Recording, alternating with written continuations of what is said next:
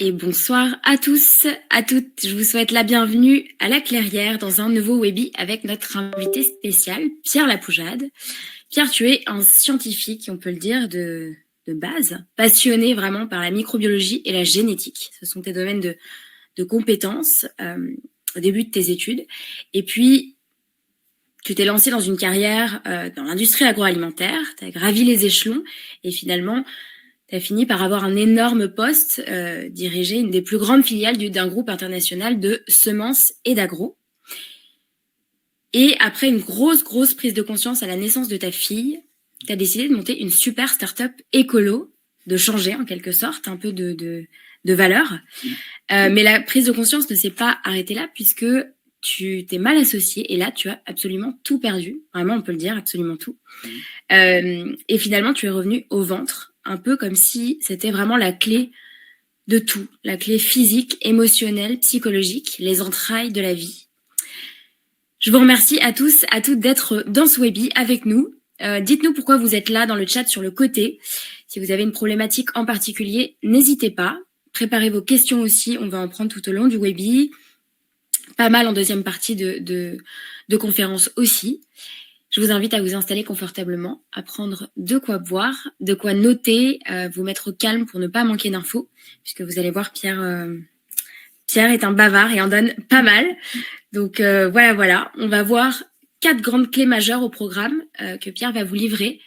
Et vous allez non seulement apprendre, mais expérimenter avec une introception. On verra ce que c'est. Et puis Pierre, écoute, je vais te passer la main. Première question que j'ai envie de te poser un peu naturellement, c'est pourquoi le ventre ? Bonsoir Ambre, bonsoir à toutes et à tous. Merci beaucoup pour l'invitation à ce webinaire auprès de la communauté de La Clairière que j'apprécie énormément. Donc c'est toujours un plaisir de venir vous partager mes évolutions et ce que je trouve dans ce ventre. Donc pourquoi le ventre ? C'est vrai que ça a été pour moi un révélateur, un creuset dans lequel beaucoup de choses ont convergé. Je suis allé chercher mes réponses à mes questions, que ce soit mes douleurs physiques, que ce soit mes questions existentielles, que ce soit mon mal-être psychologique, que ce soit un certain nombre de problématiques qui se posaient à différents moments de ma vie. J'allais chercher les réponses de façon verticale dans la biologie, la science ou le développement personnel, puis etc. Et avant de m'apercevoir finalement à travers ce parcours de vie que finalement toutes les réponses étaient là dans le ventre. Alors mon histoire avec le ventre n'a pas toujours été heureuse, n'a pas toujours été un parcours de fluidité, mais plutôt un parcours de désamour, d'incompréhension, de douleur. Et il a toujours été présent en fait, que ça soit lors des moments joyeux de ma vie ou des moments plus douloureux, le décès de mon frère quand j'étais ado, des pertes comme tu l'as dit quand j'avais monté cette société et avec une trahison ou une mauvaise association a fait que j'ai été ruiné jusqu'à être interdit bancaire, à repartir complètement, même pas de zéro, mais de moins quelque chose, etc. Et où quand en apparence tout allait bien, quand je dirigeais une des plus grosses filiales de ce géant des semences qui était Monsanto, et oui, j'ai fait partie de cette organisation-là, ce grand méchant, et je pourrais vous en parler. En tout cas, je sais comment ça fonctionne de l'autre côté du rideau, et ça a été aussi des enseignements importants pour voir aujourd'hui qu'est-ce que je voulais faire, où est-ce que je mettais mon énergie à combattre, à créer un autre monde ou à reproduire d'autres schémas. Donc ça a été un vrai parcours initiatique, mais même quand en apparence tout allait bien, un grand poste à responsabilité, un salaire énorme, en tout cas pour moi, des chouettes voitures, une grande maison, une femme, ma fille qui venait de naître, un golden retriever, un poney, enfin, tu sais, toute l'image du bonheur sur catalogue. au fond de moi, c'était dévasté. En fait, je comprenais pas pourquoi, avec toute l'énergie que je mettais pour avoir tout ça, au fond de moi, c'était douleur, c'était toute la sphère intestinale qui était en train de s'enflammer jusqu'à des hémorragies et je ne trouvais pas de réponse ni dans la psychologie ni dans la médecine classique et finalement plus j'avançais un peu de façon forcée dans cette reconnaissance, cet avoir, etc. Plus je m'éteignais de l'intérieur. Et donc il a fallu vraiment cet épisode de chute complète pour que je commence à me poser finalement la question de mais qu'est-ce que tu as réellement envie de vivre, qu'est-ce qui se passe en toi maintenant que tu as tout perdu, finalement tu n'as plus rien à perdre, donc qu'est-ce que tu as envie de reconstruire à partir de là. Et je suis allé trouver une autre sécurité intérieure, je suis allé retrouver le fait que même en n'ayant plus rien, ni argent, ni même capacité parce que sans carte bancaire, sans chéquier, tout est très très très très très compliqué dans ce monde. Et il y avait quelque chose qui me reliait à la vie. Il y avait quelque chose de plus fort qui me permettait d'aller, de continuer à avancer. Et c'est dans le ventre, encore une fois, que des clés se sont révélées. J'ai commencé à communiquer, à avoir des informations dans mon ventre avec un épisode très douloureux, encore une fois, d'inflammation, d'hémorragie, etc. J'ai commencé à faire l'expérience que même dans le dénuement physique, il y avait une certaine sécurité, une certaine sérénité, une certaine paix intérieure, alors que je pensais que cette paix-là, cette sécurité, je l'aurais en créant, en faisant, en ayant toujours plus, etc. Et donc, il y a eu beaucoup de dogmes qui sont tombés, de croyances avec lesquelles je m'étais construit en tant que personne, qui sont tombées. Et puis il y a aussi un autre lien qui s'est fait, c'est que pendant ces épisodes-là, douloureux ou heureux,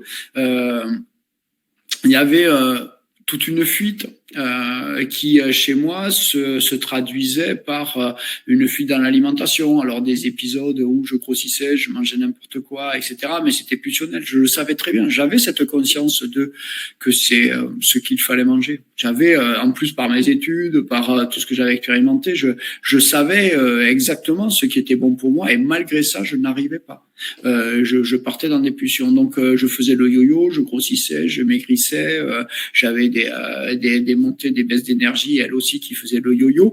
Et ça ne correspondait pas à des moments où, par exemple, je maigrissais pas forcément au moment où je mangeais bien. Je grossissais pas forcément au moment où je mangeais mal. Donc, qu'est-ce qui se passait? C'était vraiment, voilà, tout ce que j'avais appris ne fonctionnait pas, quoi. Donc, comme si je réagissais à d'autres lois que celles que j'avais appris de la nutrition, de la science, de la physiologie humaine, de la psychologie, etc., etc. Donc mon corps et mon ressenti ne correspondaient en rien avec tout ce que j'avais appris. Donc, waouh, tout ça s'est effondré. Je ne pouvais pas me raccrocher à ça. Et en même temps, j'avais chaque fois que je pouvais, finalement, je fuyais cette rencontre avec moi-même. J'avais toujours l'impression que dans mon ventre, il y avait une espèce de monstre qui sommeillait, que si j'allais faire ce chemin d'aller me rencontrer moi, j'allais être une personne horrible, ou j'allais être associable, ou personne ne pourrait m'aimer, ou voire même, j'en sais rien, je serais un monstre violent, psychopathe, qui allait assassiner à terre entière. Qu'est-ce que j'allais trouver là? Et donc, j'ai passé mon temps soit à remplir, à mettre des couches par-dessus, soit à fuir. Alors j'ai fui de diverses façons, des addictions, du sexe compulsif, du travail compulsif, etc. Ou à un autre moment, une fuite de l'esprit, donc en allant dans une certaine forme de spiritualité où je trouvais un grand contentement à faire voyager mon esprit. mais mon corps, lui, restait désespérément là et continuait à souffrir. Et donc, comment faire ce voyage retour de ramener finalement l'esprit, la conscience au cœur de soi-même, au cœur de ses cellules. Et ce cœur-là, pour moi, sans du tout nier l'ouverture du cœur, poum poum, là, cette grosse pompe que l'on a dans la poitrine. Mais pour moi, le cœur, c'est retrouver le cœur de mon être. Cette rencontre-là s'est faite dans le ventre. Et donc, ça a été le point de départ où j'ai pu finalement faire converger ces domaines-là que j'avais explorés, que ça soit la science, que ça soit l'émotionnel, que ça soit le nutritionnel, que ça soit le physique, le biologique et même le spirituel. Tout ça se rejoint aujourd'hui dans le ventre et de plus en plus de domaines, parce que je continue à creuser ça, que je m'intéresse beaucoup à la mécanique quantique, je m'intéresse beaucoup aussi parce que j'ai fait des rencontres, que ça soit avec des maîtres bouddhistes au Bhoutan, que ça soit avec les prophètes Maasai au Kenya ou en Tanzanie, que ça soit avec plus récemment les Indiens Lacandon au Chiapas, entre le Guatemala et le Mexique, mais dans ces sagesses ces peuples premiers finalement, les grands courants de spiritualité ou la physique quantique moderne, finalement tout converge et j'ai retrouvé en allant voir mon infiniment petit, mes cellules et le vivant qu'on abrite dans le ventre, finalement ce lien vers l'infiniment petit qui nous ouvre notre infiniment grand. Et ça, c'est pas un concept fumeux, et je vais pouvoir le développer au cours de cette soirée, de cet espace que vous m'offrez, de pouvoir le développer en des choses extrêmement concrètes et non pas des concepts éthérés, mais tous ces mots-là, tous ces concepts-là ont une résonance physique vibratoire dans notre corps. Merci Pierre. Alors pour te donner un peu la température, dans le chat, on a pas mal de personnes qui souffrent physiquement, de côlon irritable, de poussées inflammatoires très fréquentes, très douloureuses.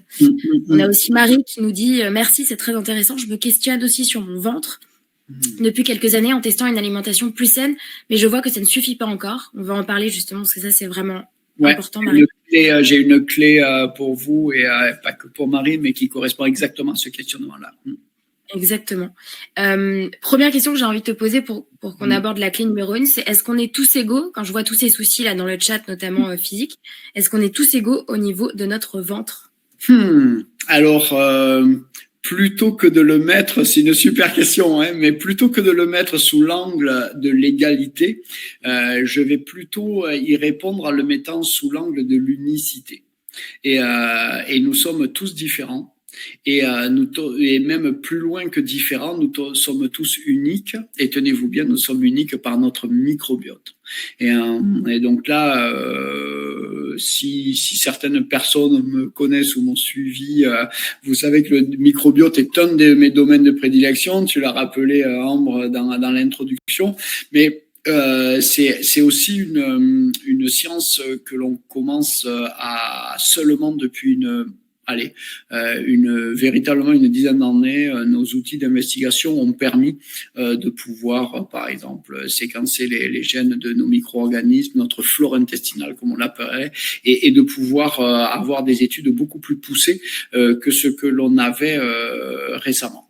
Et donc, la question de non, on n'est pas tous égaux, mais c'est pas une question d'égalité, comme s'il y avait un profil idéal et puis il y a ceux qui sont au-dessus de la moyenne et ceux qui sont en dessous de la moyenne. Ça fonctionne pas comme ça. Nous sommes tous uniques et uniques pas seulement biologiquement dans notre constitution d'être par notre microbiote. Alors ça mérite peut-être un petit peu. Ça c'est la première clé que j'ai trouvée là dans mon ventre. Et qu'est-ce qui se passe lorsqu'on va parler de microbiote? On va parler alors, microbiote, on appelait ça anciennement la flore intestinale, mais on l'appelle aujourd'hui microbiote parce que c'est pas réduit seulement aux bactéries, aux levures, aux champignons, mais il y a tout un tas d'autres micro-organismes, notamment les archées, qui sont les ancêtres des bactéries, qui sont là depuis 5 milliards d'années sur Terre, qui sont la première forme de vie qui est apparue et dont on porte dans notre ventre. Et donc ce premier lien au vivant en nous se fait par rapport au vivant que l'on héberge là dans notre ventre. Donc, que je vous parlais de concepts concrets, ressentir le vivant en nous, cultiver le vivant, on va souvent le chercher dans me relier au vivant, cette grande question existentielle. Ben déjà, il y a une première clé de reliance au vivant, il y en a plein d'autres, mais la première est de se relier à ce qui vit en nous, et on héberge, nous sommes une structure qui hébergeons 100 à 200 000 milliards de micro-organismes. Ça, c'est rien que notre flore intestinale, notre microbiote intestinal. Donc, il y a 10 fois plus de cellules microbiennes, de cellules microbiotiques, que de cellules dites humaines. Donc déjà, ça enlève une des barrières de c'est quoi être humain. C'est un peu le corail, vous voyez, si on ne regardait que la structure du corail, ah c'est une roche, non, le corail est une structure animale qui crée, qui calcifie sa coque, et donc voilà, donc l'être humain est-il cette forme-là, mais est-ce qu'on est un support pour ces centaines de milliards de milliers de bactéries, ou est-ce qu'on est autre chose, on est différent, etc. La question reste posée, mais il y a une barrière très quasiment inexistante entre le monde microbien et nos cellules humaines. Tout en termes d'évolution, nos cellules sont des bactéries qui se sont spécialisées. Donc chacune de nos cellules viennent dans l'évolution des formes de vie sur Terre, proviennent de ces micro-organismes qui se sont associés, qui se sont spécialisés et qui aujourd'hui, donc chacune de nos cellules a son ancêtre dans les bactéries. Et on porte ces 100 000 à 200 000 milliards de micro-organismes en nous qui sont la mémoire de la vie sur Terre en nous. Donc ils sont là depuis beaucoup plus longtemps que nous. Ils ont développé, ou elles ont développé, parce que moi je les appelle mes fifis, on va faire des confidences ce soir. Quand je parle à mon microbiote, je les appelle mes fifis. Je sais pas pourquoi, me demandez pas, c'est pas plus féminin que masculin, mais je les appelle fifis, c'est très affectueux, donc je les cajole, je leur parle, des fois elles se révoltent un peu, mais on en discute.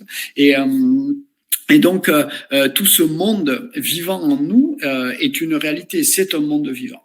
Et je vous disais qu'on est unique par notre microbiote parce que nous avons entre humains 85 à 90% de gènes en commun, quelle que soit notre taille physique, la couleur de nos cheveux, de nos yeux ou nos origines. Par contre, on a très peu de microbiote en commun. La majorité de nos micro-organismes sont différents, y compris différents de ceux de notre maman, par exemple. Alors que l'on pourrait penser que lorsqu'on a été porté dans le ventre de notre maman, on a commencé à être ensemencé par son propre microbiote, puis quand on est né, si possible, ou en tout cas quand c'était possible, par voie naturelle, on a aussi continué à s'ensemencer de ces bactéries, levures, virus, etc., qui sont sur l'utérus, sur la paroi vaginale, sur la proximité avec l'anus. Donc tout ça fait que lors de notre naissance, on a pris un certain nombre de souches de micro-organismes qui ont commencé à coloniser notre appareil digestif. Malgré ça, on développe une flore qui nous est propre, on développe un microbiote qui nous est unique. Et quand on sait que le microbiote n'influe pas seulement sur notre système immunitaire, sur notre appareil digestif, sur notre tout ce qui va être protection en tissant nos muqueuses intestinales, en tissant les muqueuses buccales, en tissant les muqueuses pulmonaires qui nous permettent de nous protéger des invasions extérieures, en tissant, et c'est un véritable tissage, la muqueuse vaginale pour les femmes et pour les filles, qui est un microbiote extrêmement important aussi pour notre santé. Eh bien, ça joue aussi sur nos pensées. Notre microbiote est capable de créer des pulsions, de créer des pensées, de communiquer avec notre cerveau. Et ça, pour moi, ça a été quelque chose d'extrêmement. D'abord, ça a été un choc. Je me suis dit, waouh, les bactéries peuvent, par exemple, communiquer avec notre cerveau. Et en fait, les bactéries en particulier ont la capacité d'avoir un code de communication biologique universel. C'est un chercheur, le docteur Emerald Meyer, qui a décodé ça. Et en fait, les bactéries peuvent communiquer avec des racines de plantes, peuvent communiquer avec des arbres, peuvent communiquer avec des champignons, peuvent communiquer entre elles, bien sûr, et peuvent communiquer avec des cellules animales, y compris des cellules du cortex humain et du cerveau. Et donc, il y a une communication, un dialogue permanent entre nos micro-organismes et les cellules que l'on va dire humaines. Et cette communication-là fonctionne et va nous constituer. Donc, on reviendra un petit peu plus loin comment se forme cette communication-là et comment plus on la comprend, plus on peut du coup la moduler et pouvoir bénéficier des pouvoirs du microbiote en nous. Mais le première étape, c'est que nous développons un microbiote unique qui fait que nous devenons des êtres uniques, et pas seulement au niveau biologique, mais aussi au niveau pensée. Et ça, c'est quelque chose qui a été une expérience qui a été réalisée et qui illustre parfaitement ceci. C'est à partir du microbiote qui a été étudié de 2 vrais jumeaux. Donc des jumeaux homozygotes à partir d'une seule cellule qui s'est divisée et qui a créé 2 êtres. Ils ont été portés à partir de la même cellule, dans le même ventre de leur maman. Ils sont nés à quelques minutes d'intervalle. Ils ont eu ils ont le même patrimoine génétique. Ils ont eu la même alimentation. Ils ont eu les mêmes traumatismes, les mêmes manques affectifs et les mêmes câlins ou absence de câlins de leur part. Ils ont vécu à peu près la même éducation. Ils ont vécu les mêmes drames familiaux, etc. Et pourtant, ils vont développer des microbiotes différents et ils vont développer des êtres différents dans leur structure de pensée, dans leur unicité. Et ce sont 2 êtres qui se développent avec leur propre potentiel, etc. Et donc, tout ça vient qu'ils développent des microbiotes différents et qu'en développant des microbiotes différents, ils développent un être différent. Et donc ça enlève un grand dogme puisqu'on parlait d'alimentation, de douleurs intestinales, de problèmes, voire de maladies plus invalidantes, d'inflammation intestinale, d'intolérance, de maladies de Crohn ou de rectocolite hémorragique, des choses comme ça qui sont très invalidantes.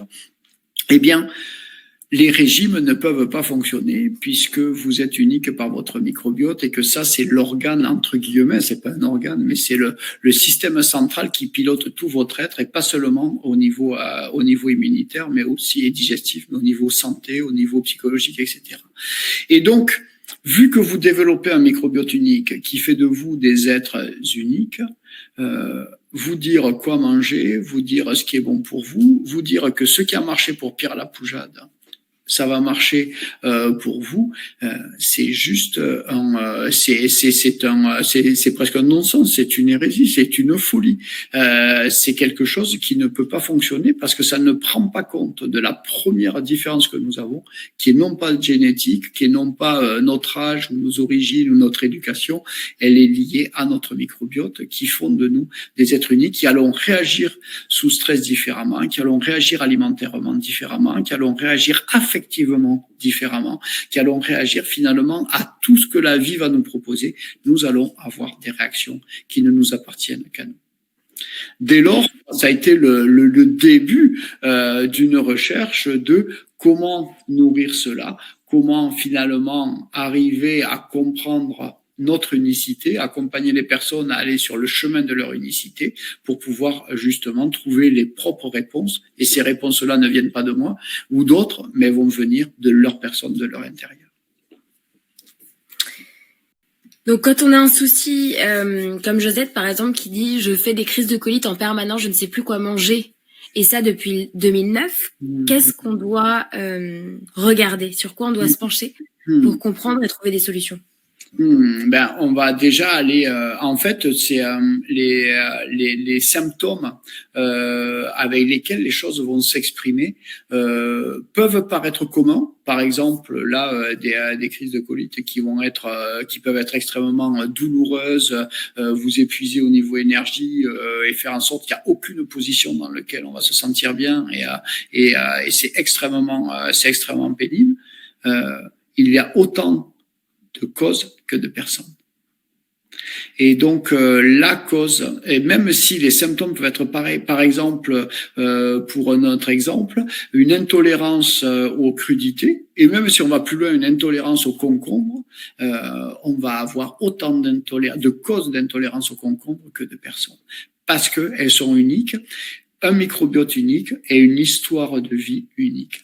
Et donc, la combinaison d'une histoire de vie, donc notre transgénérationnel, nos aïeux, nos ancêtres, etc., toute cette partie-là qui, aujourd'hui, on sait qu'elle se transmet à la fois à travers ce qu'on appelle l'épigénétique, c'est-à-dire ce qui va moduler nos gènes par leur terminaison, ou bien par d'autres voies aussi, plus combiné à l'unicité du microbiote, font que toutes les causes vont être uniques. Et donc là, on va plutôt s'attacher à les creuser par des outils que j'ai développés, par exemple l'intelligence nutritionnelle, qui va nous permettre de pouvoir trouver, décoder qu'est-ce qui se passe au sein d'une personne pour que l'expression d'un dysfonctionnement, d'une dysbiose, mettons des mots sur ce qui opère en nous, dès qu'on va se retrouver non plus en symbiose avec notre microbiote, mais en dysbiose, il va y avoir un certain nombre de traductions somatiques, donc dans le corps, dans le physique, mais aussi psychologique. Et souvent, on va dissocier les choses. C'est-à-dire que on va rarement associer, par exemple, ces colites-là à un état psychologique particulier ou un état émotionnel particulier. Or, ces liens-là sont liés en permanence et ça appartient, c'est modulé par l'unicité de votre histoire familiale, de votre environnement et de votre microbiote. Donc ça, la première clé qu'on va aller regarder, c'est qu'est-ce qui finalement de décoder, qu'est-ce que ça veut dire, et non pas pour avoir une réponse de il s'est passé tel traumatisme, etc. Non, mais on va aller sur la piste de aujourd'hui, là, qu'est-ce qui se passe par rapport à ce qui dysfonctionne, ce qui nous met dans un état de dysbiose. Cet état de dysbiose et de symbiose est clé, hein, c'est un de nos plus éminents spécialistes du microbiote qui s'appelle le professeur Joël Doré, qui est un Français qui est dans une unité de l'INRA et de l'INSERM à Paris, qui a déclaré il y a 2 ans que notre état de santé, c'est pas seulement notre système immunitaire ou notre confort digestif, etc. Notre état de santé dépend de la qualité de la symbiose que l'on entretient avec notre microbiote.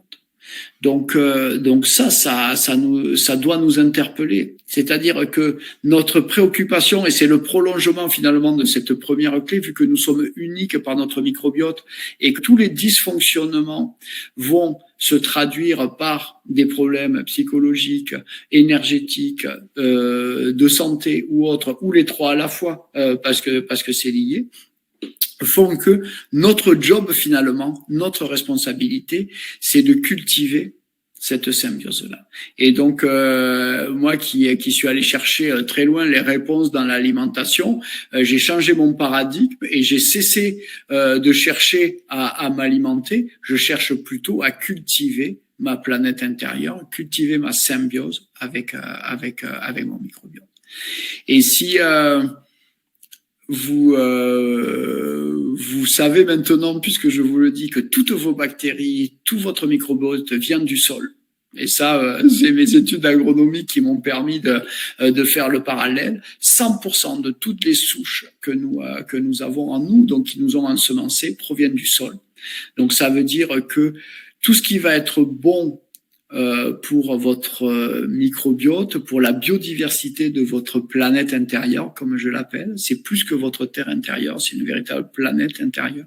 Tout ce qui va être bon pour votre planète intérieure a un prolongement pour la planète, puisque ce qui va régir la symbiose et la qualité de la symbiose avec votre microbiote, c'est cette qualité que l'on a de maintenir la fertilité d'un sol et le vivant d'un sol. Et là, c'est un autre parallèle aussi avec l'agronomie ou les sciences de la terre. Et donc là, on va vraiment parler d'écologie intérieure au sens premier du terme. C'est que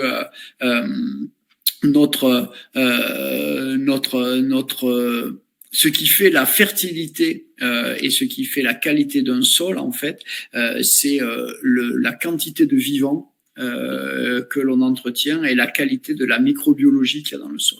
Eh bien, ce qui va faire la qualité et la fertilité de notre planète intérieure, ça va être la qualité du lien que l'on entretient avec nos micro-organismes, avec notre microbiote. Et cette symbiose-là est clé sur tous nos paramètres, que ça soit santé, énergie, vitalité, psychologie, et même, on le verra sur l'accès à plein d'informations subtiles. Et le ventre est aussi une porte d'accès vers des énergies beaucoup plus subtiles. Ce qui est super intéressant, c'est quand tu dis la qualité du lien qu'on entretient avec notre ventre, vraiment, moi, je l'entends au sens lien, dialogue, en fait. C'est pas le lien, tu vois, alimentation, etc. C'est vraiment un dialogue et une communication. Quand tu disais que tu parlais à tes fifis tout à l'heure, c'est ça, en fait. Ouais, et ben oui, merci pour rebondir là-dessus parce que c'est exactement ça. On est vraiment sur une vraie communication et c'est pas à sens unique et on va le développer juste après la clé que je vais vous livrer là où vraiment la qualité de ce dialogue-là se fait pas seulement sous l'angle alimentaire et ce qui va nourrir finalement notre planète intérieure n'est pas qu'alimentaire. Et j'aime poser la question et vous pouvez vous la poser là ce soir et y compris peut-être mettre quelques réponses dans le chat. Moi, j'aime poser la question de qu'est-ce qui vous nourrit vraiment.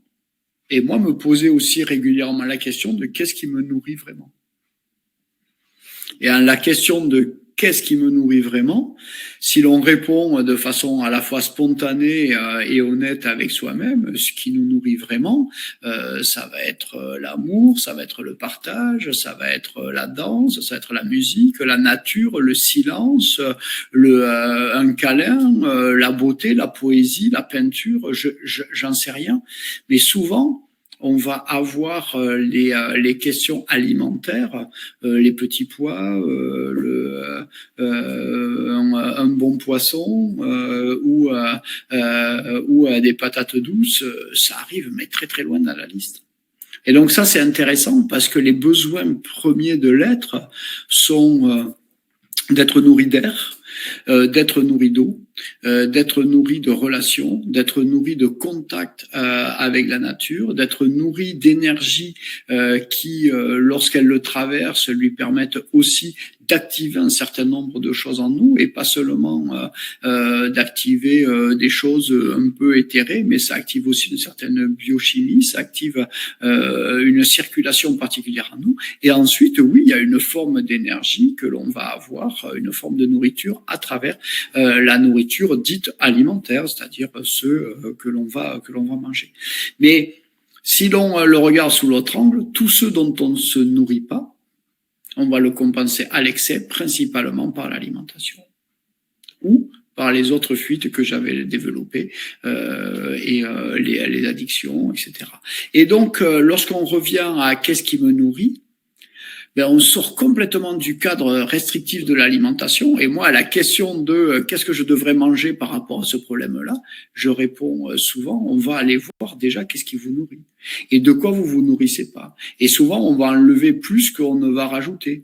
Parce que la question, souvent, c'est qu'on vient compenser nos peurs, on vient compenser nos croyances, on vient compenser nos fuites, et souvent, parce qu'on ne peut pas faire autrement, là, il n'y a pas du tout de blâme ou de culpabilité là-dessus. C'est qu'on ne peut pas faire autrement, soit parce qu'on ne savait pas, soit qu'on n'était pas capable de pouvoir encaisser ce changement-là. Et donc c'est tout à fait OK. Mais à partir du moment où on commence d'aller investiguer ce chemin au cœur de notre planète intérieure, au creux du ventre, on va rentrer dans un cheminement où on va être plus à enlever, à substituer des aliments par d'autres formes qui nous nourrissent, et qualitativement, on va retrouver dans l'alimentation vraiment des choses très très simples, épurées, mais qui peuvent être savoureuses. Bon, hein, j'ai rien contre la gastronomie, bien au contraire, je viens d'une terre du sud-ouest où on mange bien, et puis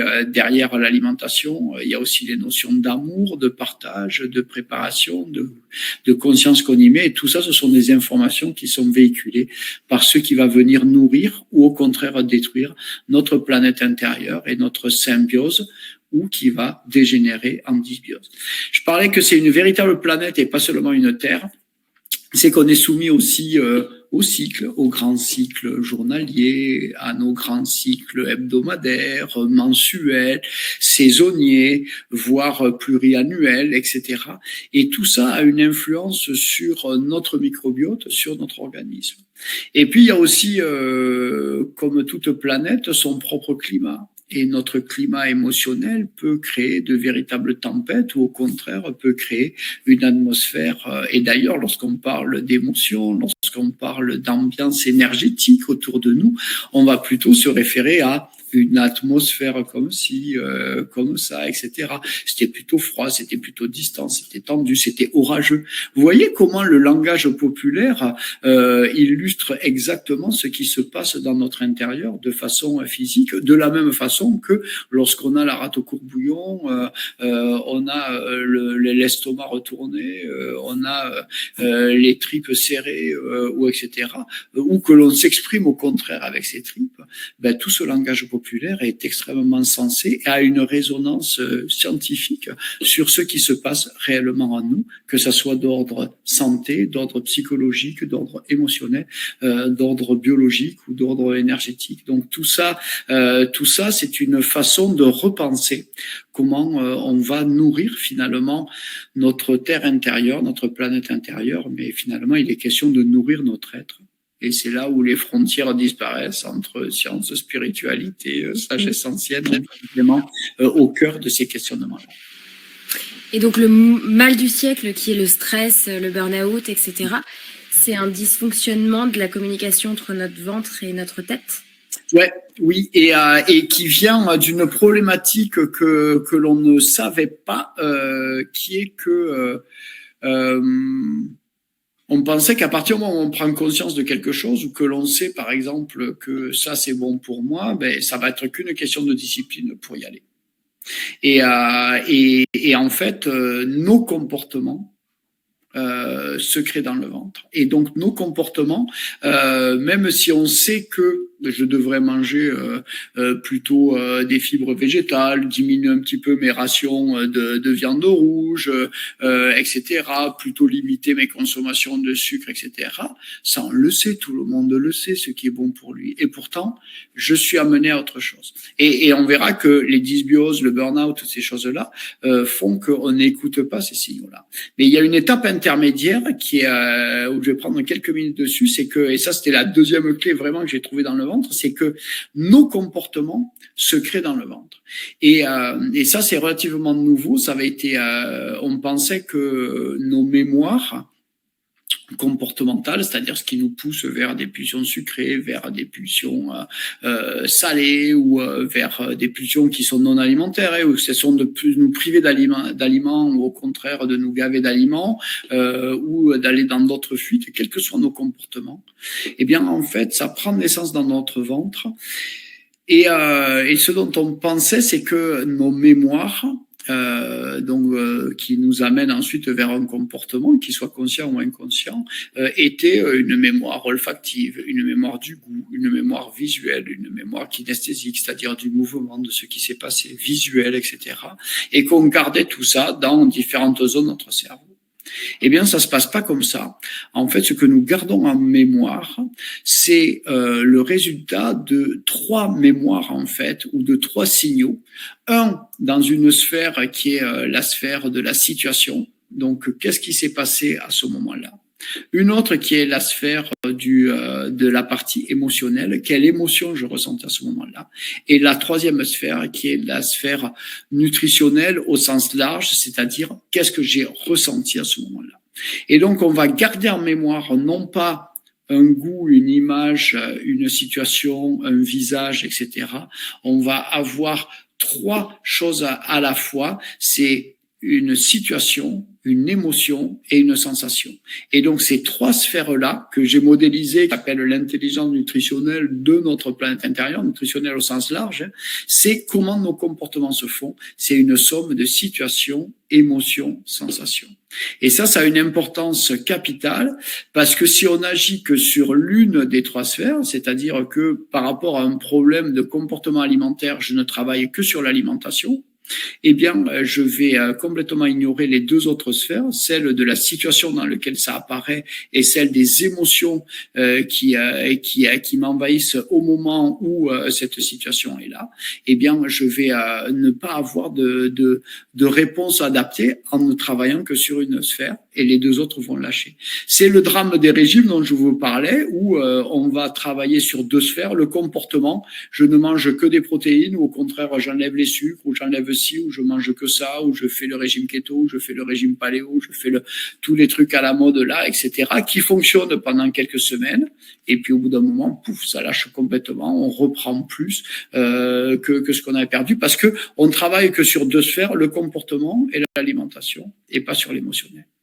Ou un autre exemple, on va travailler sur la sphère émotionnelle, psychologique et nutritionnelle, la psychonutrition qui fonctionne bien, mais on va ignorer la sphère situationnelle. Et donc du coup, au bout d'un moment, ça va lâcher. Et donc ce qui est important là de comprendre, c'est que et ça répond aussi à ces questions de notre unicité, c'est que comme nos comportements, nous sommes des êtres uniques, nos comportements sont une somme de comportements, de bibliothèques, de situations, émotions, sensations. Ça veut dire que tout ce qui va être engrammé là depuis des générations dans votre cerveau correspond à une situation, une émotion, une sensation. De façon pratico-pratique, vous ne gardez pas la mémoire du goût d'un concombre. Vous gardez la mémoire du goût d'un concombre associé au moment où vous l'avez mangé, dans l'environnement auquel vous l'avez mangé, avec un état émotionnel particulier lorsque vous l'avez mangé. Et donc, vous avez toute une multitude de goûts de concombre qui vont être associés à des situations différentes et des phases émotionnelles différentes. Mais ça veut dire que lorsque vous allez avoir un élément déclencheur qui soit émotionnel, situationnel ou le goût, c'est tout le petit train qui ressort. Et donc, de vous rappeler un goût ou une odeur, vous allez ressortir une situation, une émotion. Donc, par exemple, si vous associez, je sais pas, l'odeur du café mélangée avec cette odeur particulière là que fait le café frais et le pain grillé, si ça vous rappelle des petits déjeuners chez votre grand-mère qui vous cajolait et c'était des moments de tendresse émouvante, etc. Ben, cette odeur-là va vous ramener cet état émotionnel et cette situation. Mais ça veut dire que si vous le transposez dans une situation familiale qui se dégrade ou si au contraire vous voulez retrouver ce moment-là, vous pouvez avoir une pulsion vers du gluten ou vers des choses comme ça. Ou au contraire, une intolérance va traduire un dysfonctionnement émotionnel dans une des sphères ou situationnel, c'est-à-dire vous êtes soumis à un stress, par exemple, affectif ou autre, etc. Donc cette puissance-là de comprendre que nos comportements ne sont pas liés à un seul fait, mais à un triptyque situation, émotion, sensation, permet de pouvoir les décoder de façon durable. Et donc ça, c'est quelque chose de clé qui nous permet d'avoir une compréhension beaucoup plus grande. Et ça, c'est récent, c'est quelque chose qu'on ne savait pas. C'est des études, là aussi, d'Emerald Meyer qui ont mis en avant qu'en fait, dans notre cerveau, on stockait une immense bibliothèque de situations, émotions, sensations. Donc ça veut dire que lorsqu'on va avoir une pulsion ou une intolérance à un aliment ou une réaction par rapport à un stress ou à une situation, etc., ça vous appartient bien sûr parce que vous êtes unique, mais surtout parce que vous avez bâti une bibliothèque de comportement et de situation, émotion, sensation qui vous est unique. Et donc, microbiote unique, histoire familiale unique qui crée une bibliothèque de comportement unique. Vous comprenez que on ne peut pas appliquer les solutions des autres pour que ça fonctionne pour nous, mais par contre, on peut venir chercher, utiliser ça pour trouver en nous les clés qui permettent de pouvoir se défaire de tout ça. Et ces 3 sphères, la situation, émotion, sensation, c'est exactement comme le code là ou la combinaison gagnante d'un coffre-fort. Là, si vous avez les 3 portes, la porte s'ouvre, ou les 3 rouleaux là du bandit manchot, du jackpot au casino, c'est la même chose. Quand les 3 s'alignent, brouf, c'est jackpot. Là, c'est la même chose. Si on va creuser que la sphère émotionnelle dans la psychologie, si on va creuser que la sphère situationnelle dans le comportement, le mindset, les conditionnements mentaux, et si on va chercher que la partie nutritionnelle dans l'alimentation, on passe à côté de cet ensemble-là qui, lui, par contre, nous amène au cœur de nos comportements, au cœur de notre être. Tout ça est dynamique et communique. Super. Situation, émotion, sensation. Steph te dit juste pas facile de retrouver la situation. Oui et non. Et ça appartient aux personnes. Mais par contre, de mon expérience, de toutes les personnes que j'accompagne, que ça soit en présentiel dans les stages ou en plus grand nombre à travers un programme de groupe, la situation en fait va être quelque chose à observer, un peu comme un journaliste d'investigation. Alors moi j'appelle l'énergie là de l'explorateur, il est jamais très loin, hein, le Pierre curieux explorateur là, qui a les yeux qui pétillent dès qu'on lui parle de territoire inconnu.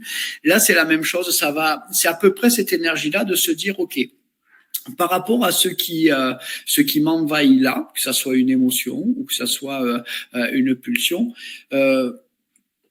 comment ça se passe? Et là, on va devenir très factuel. Si on veut aller dans l'environnement situationnel, on va commencer par vraiment décrire très factuellement. Et ça peut commencer par c'est chez moi ou pas chez moi. C'est au bureau, pas au bureau. C'est en déplacement, pas en déplacement. Et puis ensuite, on va commencer à aller, tiens, c'est quand? C'est le soir, c'est pas le soir, c'est à une heure précise ou pas. Et puis, on va aller un petit peu plus loin. Est-ce que je suis seul, pas seul? C'est en présence de certaines personnes ou pas? Et puis on va aller encore un petit peu plus loin. Est-ce que c'est à certaines saisons, pas certaines saisons, etc., etc. Et c'est comme ça que, par exemple, une personne qui ne savait plus quoi manger, qui avait des intolérances alimentaires, et puis alors chaque fois qu'elle avait une intolérance alimentaire, vu que c'est un trouble digestif, alimentaire qui fait souffrir, hein, parce que ça peut être extrêmement douloureux, etc. Ben, vu que c'est dans la sphère digestive et dans le ventre, on va penser alimentation. Donc, j'enlève les concombres, j'enlève les crudités, j'enlève les fruits crus, j'enlève ci, j'enlève ça, j'enlève le gluten, le lactose, les laitages, le machin, tout ça, les aliments fermentés, mais je mange quoi? Elle se nourrissait de psyllium, d'algues et de compléments alimentaires, et malgré ça, elle était complètement constipée, elle était perclue d'intolérance, énergie zéro, dépression, etc.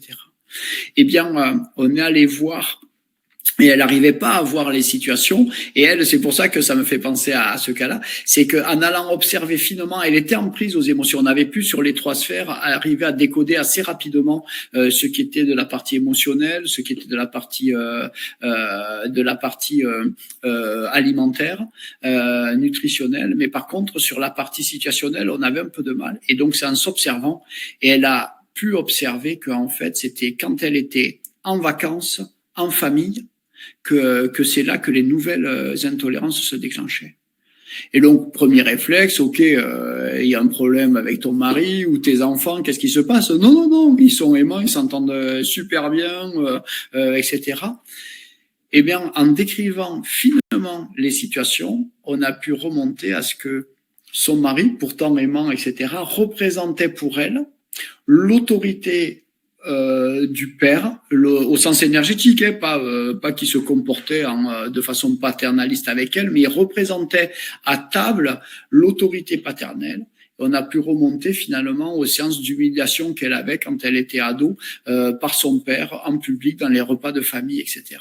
Et donc ça a permis de faire ce fameux jackpot des 3 et d'associer les émotions qui sont remontées, alors vous imaginez pas, dès qu'elle a mis le doigt dessus, les émotions sont remontées, etc.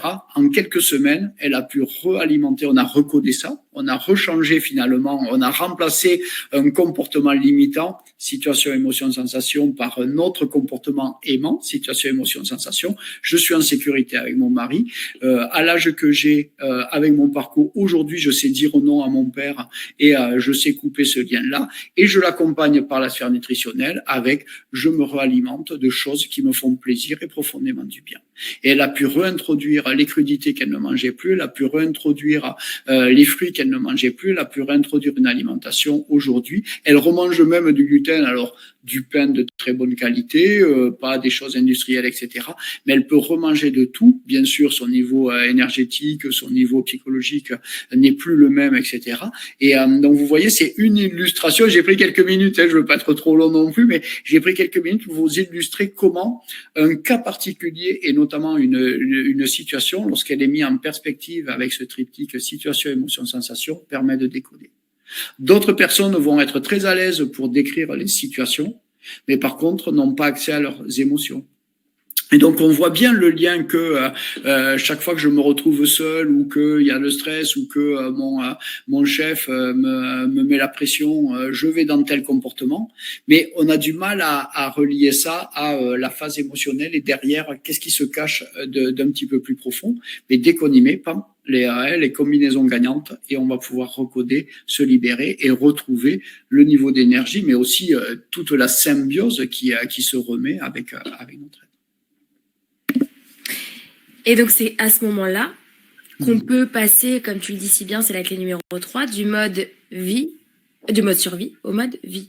Oui, exactement. Merci pour cette transition parce que c'est la troisième clé que j'ai trouvée vraiment dans mon ventre, c'est que tous nos comportements, finalement, dans cette grande bibliothèque de comportements, deviennent des comportements presque inconscients, automatiques. Et face à un stimulus, face à un stress, face à une situation, pouf, il y a immédiatement un comportement qui se met en place.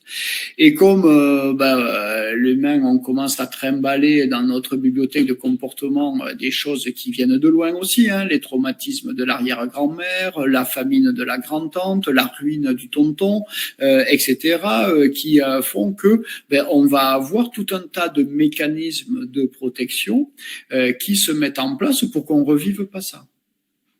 Donc ça aussi, c'est intéressant de comprendre que finalement, tous nos comportements, y compris ceux qui nous embêtent le plus, au départ, sont un mécanisme de protection. Et sont un mécanisme de protection pour permettre à l'espèce de survivre, à l'individu que je suis de survivre. À un moment donné, moi ou mes aïeux ont été soumis à un stress vital, à un danger de mort, ou en tout cas compris comme tel, et qui a demandé une mise en place d'un comportement particulier pour permettre de survivre. Et ce comportement particulier, en fait, est le mécanisme du stress. Et le mécanisme du stress, c'est quoi? C'est le cerveau qui vient demander à l'ensemble du corps de se mettre en mode vigilance, de se mettre en mode survie pour pouvoir éviter d'être affecté par ce danger potentiel. Et donc, un exemple concret, c'est il y a eu une famine, peut-être même un mort de famine dans nos aïeux. Eh bien, dès qu'on va faire l'expérience de diminuer la quantité, ou bien faire l'expérience de, par exemple, un jeûne intermittent, ou bien dès qu'on va être exposé à un stimulus, situation, émotion, sensation qui nous rappelle ça, on va avoir un rapport compulsif à la nourriture. Et donc, c'est pour ça aussi que ça explique ces mémoires-là qui font que dès qu'il y a privation, et c'est pas forcément une privation alimentaire, ça va être situation, émotion, sensation, j'en sais rien, privation d'un sentiment de liberté, privation de ton libre arbitre, privation de quelque chose, et c'est là où c'est fin, mais qui dit privation, fouf, il y a tout le comportement qui revient. Et là, votre organisme se met en mode stress et il va aller vers un comportement compulsif. Mais qui dit mode stress, et là on va beaucoup plus loin, plus profondément, et on revient encore dans le ventre, dit mode survie. Et le mode survie, pour nous permettre de survivre, c'est quoi? Se mettre en mode combat, fuite ou je me fige. C'est les trois modes que l'on a développés pour faire face à un danger. Et donc le stress, le mécanisme de stress, c'est pour nous protéger face à un danger perçu ou la peur d'un danger, c'est-à-dire qu'on n'est plus forcément face à un danger de tomber dans un précipice, mais la peur du vide nous fait passer dans un comportement. On n'est pas forcément face à un danger de mort par sous-alimentation, mais la peur de la privation ou de la contrainte nous fait ressortir ça. Donc la peur du danger et pas le danger réel, mais la peur du danger, c'est deux choses différentes, vont faire appel à un mécanisme qui nous met en mode je combats, je fuis ou je me fige. Et ces trois cas-là vous met le corps en mode vie ralenti, si c'est je me fige, et donc vous perdez toutes les fonctions d'aller vers de l'allant. Alors on va appeler ça la procrastination, ou t'es feignant, ou j'ai pas de mental, ou j'ai pas de volonté, mais vous n'y pouvez rien. C'est juste votre organisme qui s'est mis en mode stress et qui croit vous protéger en vous empêchant d'avancer. Vous voyez ces plafonds de verre là que l'on a, on fait tout bien, mais malgré ça, à tout moment ça s'arrête. Là, j'ai l'impression que je peux plus avancer. Ben c'est que on est en mode stress avec quelque chose qui nous, un de ces situations, émotions, sensations qui nous mettent en mode stress et je me fige. Ou à l'inverse, ce côté, alors moi je l'ai eu pendant longtemps, là je veux tout casser, c'était une façon de moi d'être dans ce mode survie de je combats. Et donc je fais tout à fond, j'ai besoin d'une intensité incroyable et je m'arrête jamais, etc. Je suis en hypervigilance, etc. Ça mène au burn-out, à l'épuisement ou une maladie chronique qui va vous mettre KO. Et ça c'est un mécanisme de combat parce que votre inconscient pense que vous êtes face à un danger et cette peur du danger vous met dans le mode combat ou dans le mode fuite et donc on va aller dans une fuite qu'elle soit alimentaire, compulsive, sexuelle, jeu, addiction ou une fuite dans la spiritualité où je vais m'évader, où je vais faire que des expériences de bien-être extracorporel. Mais oui, ça ouvre certains horizons. Mais aujourd'hui, je laisse quand même tout mon mal de vivre là, dans mon corps. Et donc, de pouvoir avoir une certaine conscience sur le fait que le mode survie était là pour nous protéger, on va pouvoir aller chercher dans d'autres sphères le mode vie. Et le mode vie, c'est quoi? C'est lorsque on enlève ce mode stress, et enlever le mode stress, c'est désamorcer le mécanisme de la peur. Et désamorcer le mécanisme de la peur, c'est d'aller trouver une sécurité intérieure. Et la sécurité intérieure, elle se trouve dans le ventre. Et mécaniquement, j'ai envie de dire, ou neurologiquement, elle se trouve à travers la stimulation du nerf vague. Le mécanisme de stress active notre... Alors là, je fais juste... je vais pas vous faire un cours de fac, mais juste pour ceux que ça intéresse, active notre système sympathique qui accélère le rythme cardiaque, qui accélère notre vigilance, qui est responsable de la libération d'un certain nombre d'hormones du stress ou de neurotransmetteurs, le cortisol, la noradrénaline, etc., qui font qu'on va avoir cette puissance musculaire, qu'on va courir, on va battre Usain Bolt aux 100 mètres juste parce qu'on a un taureau aux fesses ou une bête sauvage. Donc, vous voyez, on va avoir des capacités corporelles décuplées, mais par contre, pas ça pendant 10 ans. C'est extrêmement énergivore. Ou à l'inverse, on va avoir... Et donc, ça, c'est le système nerveux sympathique. Et pour désactiver ça, et cette communication, cette harmonie qui se fait, ça va être le système du parasympathique et principalement le nerf vague. Et le nerf vague est l'autoroute de communication entre notre ventre et notre cerveau. Et cette autoroute, elle est surtout fréquentée du ventre vers le cerveau. On pensait que notre tête était l'organe qui dirige le corps. En fait, 85% de l'information va du ventre vers le cerveau et seulement 15% de l'information va du cerveau vers le corps. Sauf que, qu'est-ce que ça veut dire? Ça veut dire que lorsque le flux d'informations du ventre vers le cerveau opère, on a une stimulation du nerf vague et ce nerf vague calme le rythme cardiaque, détend nos muscles, nous permet d'avoir des phases de repos profond, nous permet aussi d'avoir des phases de concentration profonde, sans agitation mentale, etc. Nous permet aussi d'accéder à toutes les fonctions qui sont dites annexes lorsqu'on est en mode survie, qui mobilisent toute notre énergie pour fuir, combattre ou se figer, et donc la détoxification cellulaire, la régénération cellulaire, la communication entre organes ne se fait plus. La digestion ne se fait plus bien. Vous voyez les liens là? Dès qu'on est en mode stress, on mobilise toute notre énergie pour fuir, combattre ou se figer. Donc ça veut dire que on va virer tout ce qui demande de l'énergie, à commencer par la digestion, à commencer par la régénération cellulaire, la détox, etc. Et donc toutes ces fonctions-là, lorsque le stress dure 5 minutes pour échapper à un danger de mort, c'est salutaire. Mais lorsque notre stress est régulier, récurrent, H24 ou pendant plusieurs mois ou pendant plusieurs années, vous voyez que là, toutes les fonctions vitales sont stimulées, mais toutes les autres fonctions qui permettent de maintenir notre état de symbiose et d'harmonie ou d'homéostasie, appelez-le comme vous voulez, au sein de notre organisme, sont mises de côté.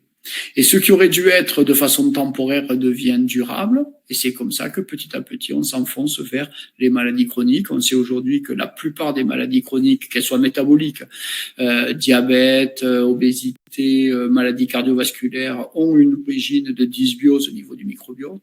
Toutes les maladies neurodégénératives, Alzheimer, Parkinson, etc., ont une origine de dysbiose au niveau du microbiote. Bien sûr, les pathologies digestives aussi, mais aujourd'hui, on a des liens aussi entre l'hypothyroïdie et des dysbioses. On a des liens entre tout ce qui va être, bien sûr, allergie, intolérance, etc. Mais quasiment tous nos grands dysfonctionnements résultent d'une disharmonie de la relation de cette communication cerveau, microbiote, intestin. Et donc la voie pour pouvoir rééquilibrer ça va être de lâcher l'activité cérébrale en partie, pas de couper le mental, mais de rééquilibrer quand je stimule mon mental et quand je stimule toute la partie du ventre, quand je stimule ma planète intérieure. Et ça, c'est intéressant parce que toutes les informations qui sont captées par votre ventre sont des informations subtiles. Et on fera une pratique tout à l'heure qui s'appelle aller écouter les tripes, c'est-à-dire que toutes ces 85% d'informations que capte votre ventre, qui scannent en permanence l'état énergétique, le vôtre, mais aussi celui de votre entourage, de la pièce, les intentions des personnes qui sont autour de vous, l'énergie dégagée par les lieux, etc., l'alignement des planètes, le rayonnement cosmique, etc., toutes ces informations-là sont captées par les capteurs de votre système nerveux entérique. C'est pour ça qu'on l'appelle le deuxième cerveau, mais pour moi, c'est le cerveau du ventre. Il n'y a pas de premier ou de deuxième cerveau. Il y en a un dans la tête, il y en a un dans le ventre. Mais aussi par votre microbiote et sont transférés au cerveau. Lorsqu'on peut aller au contact de ces informations, qu'est-ce qui se passe?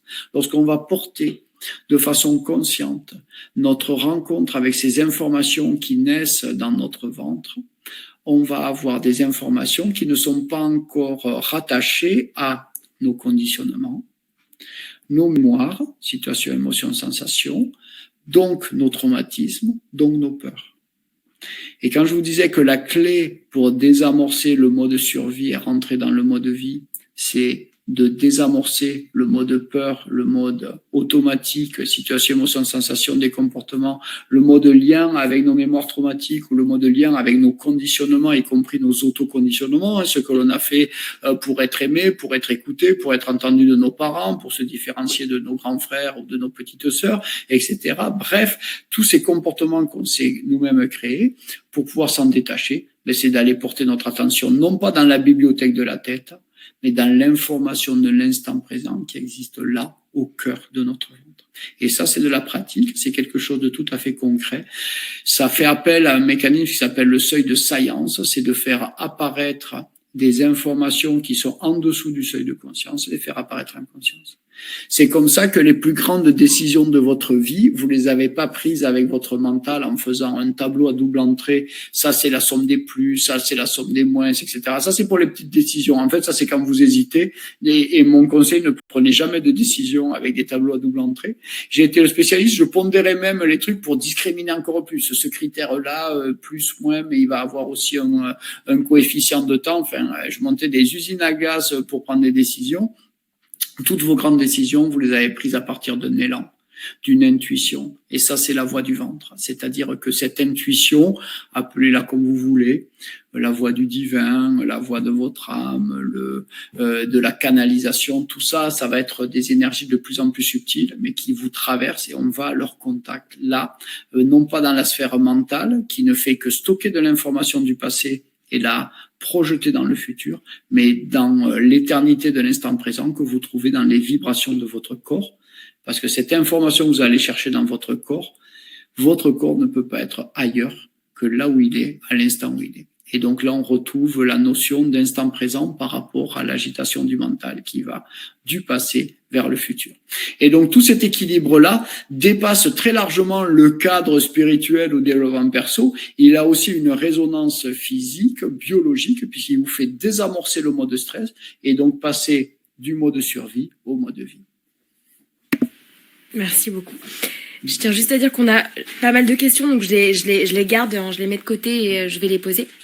Parfait, on va y répondre. Donc la clé, avant qu'on passe à la pratique et à l'accompagnement, la clé numéro 4, c'est vraiment qu'on a une sorte de propre guide de médecine intérieure, ce que tu appelles médecine intérieure au creux du ventre, et quelle est la réponse à plein de choses quand on a une décision à prendre, quand on a un problème physique, on en avait plein dans le chat. C'est un vrai guide qui se trouve à l'intérieur. Ouais, exactement. Et moi, j'appelle ça mon portail spirituel. Au sens vraiment spiritualité incarnée, c'est-à-dire que je viens là rechercher au plus profond dans mon vide intérieur, finalement, au plus profond de mes entrailles. Je viens chercher une connexion avec un flot d'informations. Remplacer le mot information par énergie ou remplacer le mot énergie par information, c'est les deux mêmes choses, c'est deux synonymes en fait. On vient chercher dans ces énergies subtiles qui nous traversent en tout moment des informations qui vont être d'une qualité différente de celle que l'on va avoir stockée en mémoire. Ce portail-là, en fait, il nous dit quoi? Il nous dit que toute la sphère du mental est parfaite. Alors là, chez moi, vous entendrez pas, faut tuer le mental, faut tuer l'ego, etc. Non, le mental est une fonction fondamentale qui nous permet d'accumuler des mémoires expérientielles pour pas reproduire toujours les mêmes choses ou pour, au contraire, reproduire les choses. Donc, quand on veut reproduire quelque chose ou assembler les briques différemment, mais que ces briques-là sont connues, jouer au Lego et à partir de Lego faire un bateau ou une maison, il n'y a pas de problème. Là, c'est purement mental.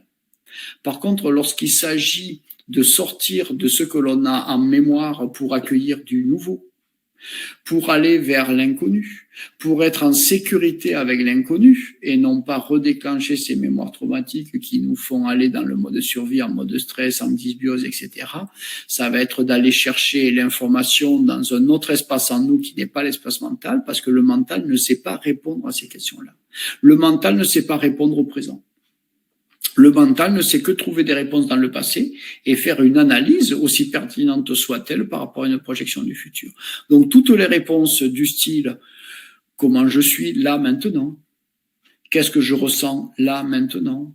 Qu'est-ce qui est bon pour moi là maintenant ? Qu'est-ce qui me traverse là maintenant ?» ne sont des réponses que le mental ne peut pas fournir. Et même les poser au mental l'affolent. Et là, on rentre dans l'agitation parce qu'il ne sait pas répondre à la question. Et donc, aller chercher cet espace ou ces réponses-là dans le ventre nous ouvre finalement à une communication très subtile. Et dès qu'on commence à rentrer en conscience avec des communications subtiles, c'est l'état méditatif profond. C'est lorsqu'on calme suffisamment le mental pour pouvoir entendre ces informations-là. Et donc, on calme l'activité cérébrale et on augmente notre sensibilité, un peu comme une antenne qui se déploie plus grand pour capter des informations de plus en plus subtiles.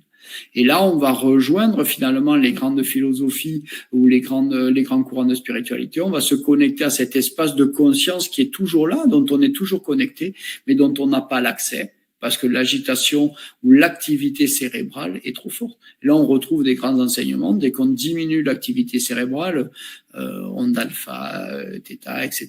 Donc, ceux qui s'intéressent à ça, vous voyez qu'on va être convergent avec ces sagesses-là. Dès qu'on diminue l'activité cérébrale, on ouvre notre champ sensoriel, on ouvre notre champ de capteurs d'énergie subtile, on va pouvoir accéder à ce que l'on, par exemple, en tradition orientale, on appelle l'akasha, les mémoires akashiques, c'est-à-dire ce grand champ de conscience où on va avoir des informations sur le passé qui est toujours là, le futur qui est déjà là, et le présent qui est encore là. Donc vous voyez, on reprend, là on va parler de spiritualité ou de physique quantique, il n'y a plus de marge, là on est vraiment dans ce champ informationnel-là, mais on va aussi aller capter des signaux beaucoup plus subtils qui nous traversent, et donc on va parler de pouvoir canaliser, mettez-y les mots que vous voulez, pouvoir aller à la rencontre de notre champ de conscience beaucoup plus ouvert, mais qui intègre, et ça on le fait les yeux ouverts, on le fait en conscience, on le fait pas que dans l'état méditatif, et donc c'est vraiment cet espace-là que l'on vient retrouver en nous. Et puis dernier lien sur cette clé, sur cette dernière clé que je voulais vous partager, c'est que ce portail que l'on trouve en nous, c'est pas qu'un portail énergétique, c'est aussi un portail vers notre source. Et moi, je l'ai trouvé. Il y a d'autres accès, il y a d'autres portes, mais il y a une porte qui est très directe et très puissante qu'on trouve dans notre ventre à travers notre cellule 1. C'est cette cellule à partir de laquelle tout notre être s'est développé, qui a été placé un petit peu en retrait de notre cordon ombilical. Alors ceux qui pratiquent le Qigong, le Tao ou autres connaissent le Hara, le Dantian du bas, etc. Eh bien, ce centre de notre être, qui est cette première cellule qui a été placée par notre maman, mais qui elle-même tenait de sa maman, etc. Donc, qui nous relie aux origines de la vie sur Terre. Rappelez-vous, 1 heure auparavant, nos bactéries qui nous relient à l'origine de la vie sur Terre et qui sont cette cellule qui s'est spécialisée. Eh bien, cette cellule 1 autour de laquelle tout notre être s'est développé et continue à se développer, contient tous nos codes originels, contient cette connexion à tout ce qu'on nous doit. Donc moi j'appelle ça notre médecine au ventre. Pouvoir s'y connecter est à la fois un portail, c'est-à-dire qu'on peut laisser rentrer, diffuser, recoder nos propres cellules à partir de ces codes sources, mais aussi c'est une porte qu'on peut franchir pour aller se relier à plus grand et pouvoir aussi accéder à un certain nombre de j'aime pas trop le mot pouvoir parce que ça peut avoir une connotation de donner du pouvoir à, mais en tout cas de reconnecter un certain nombre de fonctions que dont le mental ne peut pas avoir accès, mais qui sont naturellement à notre disposition. Et donc ça, c'est un champ de conscience qui est infini, dont je ne fais qu'explorer ce que je suis capable d'explorer, mais dont je permets aux personnes de pouvoir aussi aller ouvrir